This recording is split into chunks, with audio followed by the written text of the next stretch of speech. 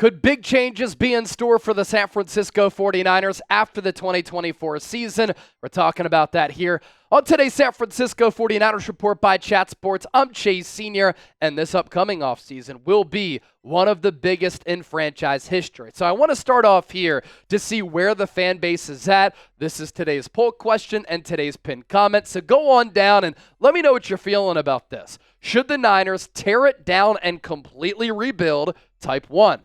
Should they make some changes and retool so that they can still be a playoff team next year to chase that Super Bowl? If you think that is the best route, then I want you to type 2. And the purpose of today's show, Bill Barnwell of ESPN looked at offseason moves that could be made to help teams get back into playoff contention who had disappointing years here in 2024, and the series of changes that he looked at for the Niners in 2025, very interesting. His four most disappointing teams this year, hard to argue with this grouping of teams. The Niners were Super Bowl favorites going into the season, probably not going to make the playoffs. The Cincinnati Bengals, anytime you have Joe Burrow, Jamar Chase, and T. Higgins, it's a disappointment when you don't make the playoffs, and the Bengals will have to win out and get some other help just to get into the dance. The Dallas Cowboys, they've been a disaster. You know what's crazy? They have the same record as the 49ers. And then the New York Jets, laughing stock of the NFL. Lots of talent has not resulted in wins. The losses have been ugly, and they fired Robert Saleh for Jeff Ulbrich. Both of those guys have Niners ties. That hasn't worked out, although I will say Aaron Rodgers has started to play better football of late. In his last 7 games, he has a passer rating north of 100 in 5 of those ball games. So let's run through all of the changes that I found very interesting that Bill Barnwell passed along. And change number 1, pretty obvious one, clear out cap space by cutting and trading veterans. The 49ers did make a financial move last week that fell under the radar a little bit going into that Rams game, and then the aftermath of that Rams game. Not a lot of people were focused on the Javon Hargrave contract restructure, but this could spell the end of his tenure with the Niners after they signed him to a 4-year, $84 million contract going into the 2023 season. Here's what Bill Barnwell had to say about Hargrave. The 49ers made one move recently signaling their plans as they restructured the contract for Hargrave. The move reduced his 2025 base salary, which will allow the team to designate him as a post-June 1 release without carrying significant salary during free agency. The move signals that Hargrave likely will be one of the 2 players they will designate as post-June 1 releases for cap purposes. Of course, last week after the Niners made that move on Tuesday, Kyle Shanahan was asked, does that mean that Hargrave is not going to be on the team in 2025? He is. Shanahan said, we plan on him being here. I'm not buying it. You don't make this move unless you're looking ahead. Per Over the Cap, some good financial details here. The Niners reduced his base salary from $19.9 million to $2.1 million, dropping his salary cap number from $28 million to $10 million in the process. The original cost to cut Hargrave would have been either $24.86 million on the cap or $28.1 during free agency if using the June 1 designation. This will now allow the team to designate Hargrave as a post-June 1 release, count for just $10.3 million on the cap during free agency, and then have it drop to and have his cap number count for $8.6 million in 2025 if he is still hurt, or you defer $17.48 million to 2026. So with all of that being said, I just don't expect Hargrave back. That's fine as far as a football move goes. At some point, whether it be in 2025 or beyond, you're going to have to eat some of that salary. That is the cost that you literally pay. And I think rebuilding the defensive tackle position, major priority for the Niners. And I know for the last 3 years I've been saying, upgrade the offensive line, invest in the offensive line. You can get a really good offensive tackle in the 2nd or 3rd round. Wouldn't surprise me if the Niners go edge or defensive tackle in the 1st round. And then the popular player over the last few weeks, given his decline and his antics and the drop, Deebo Samuel. Here's what Bill Barnwell had to say about Deebo, who's gone from Deebo, whoa, to Deebo, no. The other might be a player fans are expecting to leave. Why not Deebo Samuel? Can still take over a game at his best and has been a historic outlier in terms of generating yards after the catch, but the writing is on the wall for his time in San Francisco. He's 29. He's entering the final year of his contract. The 49ers re-signed Brandon Ayuk, used a first-round pick on Ricky Pearsall, gave a short-term extension to Jawan Jennings, who has been excellent in an expanded role this year. He has 2.9 yards per route run. That ranks 4th in the league among wide receivers. That's where the 49ers are going at the position. Samuel could have trade value, although I wonder whether teams will be desperate to give him a multi-year deal with significant guarantees, but there just isn't a huge market in the modern NFL for veterans hitting their third deals. I've been talking about this since last offseason when we were talking about the Brandon Ayuk contract situation. I had said, if you need to keep one, keep Brandon Ayuk. He's the better, true wide receiver on the outside. You win with guys like that. You don't win as much with gadget weapons. Yes, Deebo has been very special to this Niners team, but at the time, Ayuk, younger and more available. Unfortunately, the knee injury that he suffered, we're not sure if he's ever going to be the same. But the Niners then even admitted, and Deebo Samuel even talked about how he was being shopped last offseason. It's always better to move off of a player too early as compared to too late. Looks like the Niners are going to be too late on this one. Will Deebo Samuel be on the Niners in 2025? Simply type on or off to one of the big looming offseason questions for San Francisco. Barnwell also had mentioned the Niners should bring one of these two players back, Dre Greenlaw and safety Talanoa Hufanga. I got to be honest, after watching the impact that Hufanga has had the last 2 weeks and the impact that Greenlaw had against the Rams on Thursday, San Francisco might have to bring back both of these players. They are part of the fabric of this Niners team, part of the confidence and swagger, toughness, physicality, speed, and ferociousness that they play with. They're so instinctual. They have a great feel. They generate big plays defensively. They force a lot of turnovers. I know there's risk with Hufanga's injury, Greenlaw being 28, coming off a torn Achilles. If you can get them on cheap deals, even short-term deals, that could be wise.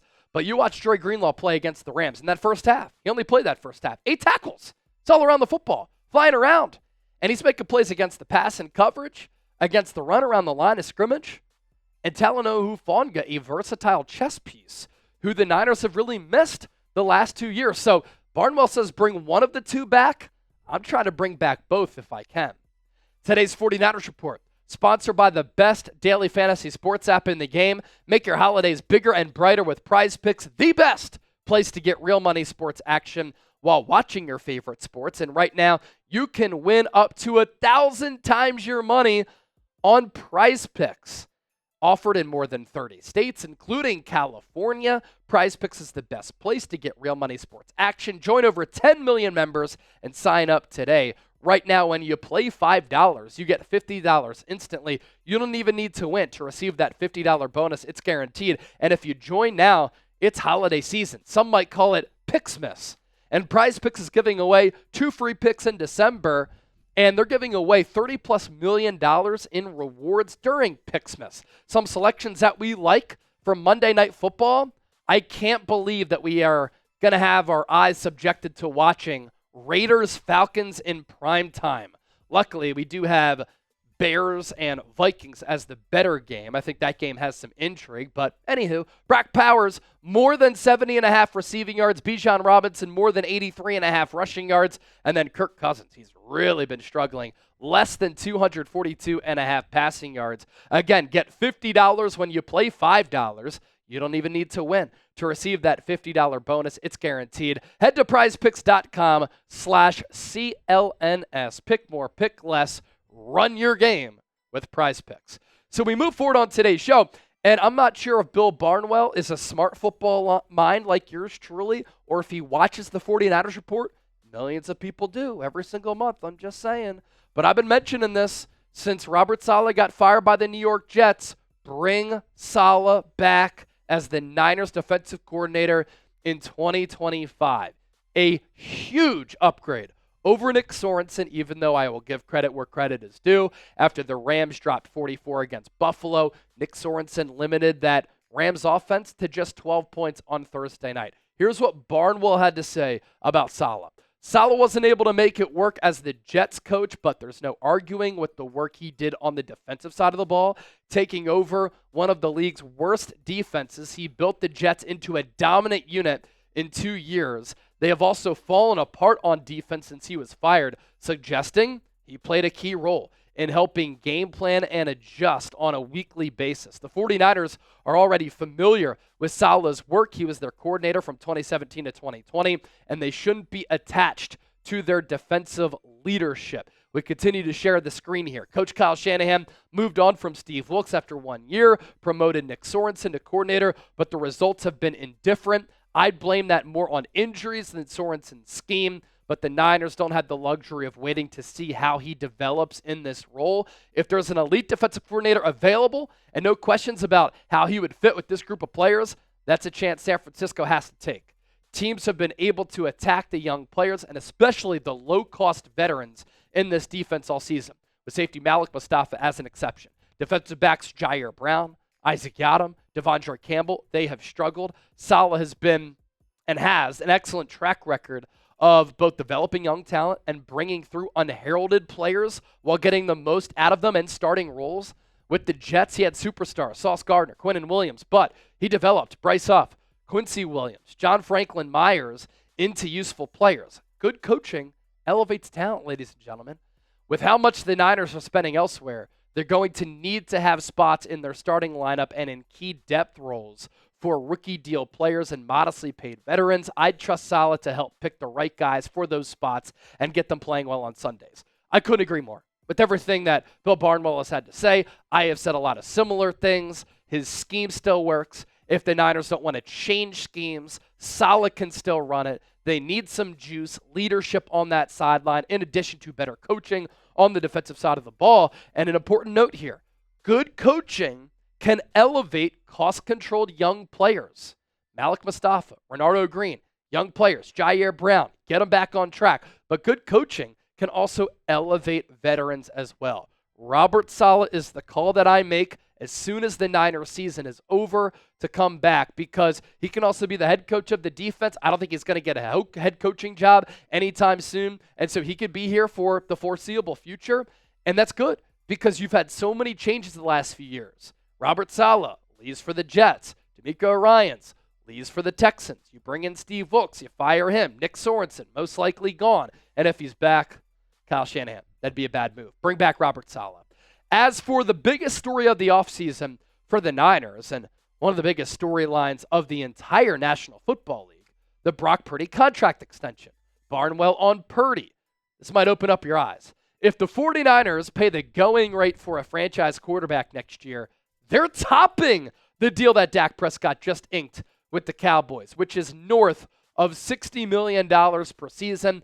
I suggested over the summer a Purdy deal would come in at 5 years, $325 million, or $65 million per year. That's still the number he and his agents are likely targeting. Now, earlier today, I put out a show with everything that I'm hearing from NFL sources on the Purdy contract front. Niners want to get a deal done. They envision him as the team starting quarterback. They look at Purdy and Shanahan as the head coach quarterback tandem moving forward for the future. And Brock Purdy's camp, do not expect them to take a hometown discount. So it could be within 50 to 60. Will it top Dak Prescott? He's currently the highest paid quarterback in the history of football. Purdy gets that. His agent did a hell of a job. Lastly, are the Niners going to have to prepare for life without Christian McCaffrey? This is something that Barnwell also noted here. With injuries being a concern, or the Niners moving off of his contract. Barnwell, while the Niners gave McCaffrey a 2-year extension over the summer, they could get out of that deal this offseason, albeit while still owing him $8.5 million of a $14.3 million roster bonus for 2025. That seems unlikely given how successful elite backs have been this season and how valuable he was to the Niners in 2022 and in 2023. The only way San Francisco could justify moving on before 2025 would be if it was confident his injuries would prevent him from contributing on a regular basis. Even if we assume McCaffrey is still on the roster next year, the Niners have to be realistic about their expectations. 3 of his past 5 seasons have been significantly impacted by injuries, with the 28-year-old limited to 3 games in 2020, 7 in 2021, and 4 this season. It's not impossible to pay a quarterback and a running back significant money, but McCaffrey's $19 million in average annual salary, way ahead of Saquon Barkley at $12.6 and Derrick Henry at $8 million. Eagles look smart. Ravens look smart for those deals. Niners, a little bit of egg on the face. And this was the danger of extending Christian McCaffrey. 2022, 2023, unbelievable player. Maybe the most valuable skill position player in the NFL. But a 28-year-old running back who led the league in touches last year, who was dealing with a calf injury, and you extend him, a little bit risky, and we'll see how it plays out. I put out so much Niners content here on this show on YouTube, but also on my social media pages. And the following, pretty damn good. I'm on X at Chase_Senior, Instagram at Chase_Senior. Give me a follow over there.